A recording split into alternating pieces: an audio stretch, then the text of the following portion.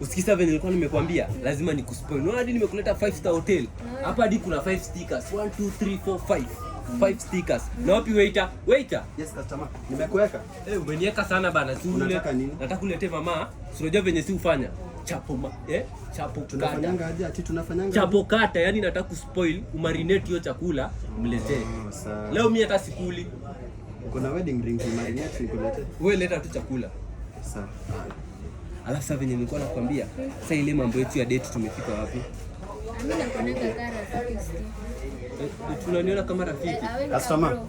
Marinated na supu ya waru. Umesema tena niona kama bro, welcome bro. Ka bro, mimi kwetu najua familia members wangu wote. Hebu kwanza achana na hii chakula. Waiter. Waiter, letea huu maji. Maji tu. Yaani mimi hata siko maziwa nangangana na nunua ng'ombe hapa hivi. Unaniambia eti hatuwezi date. Unajua hii chakula nimenunua pesa ngapi? Customer ndio hii maji. Hebu mpe maji.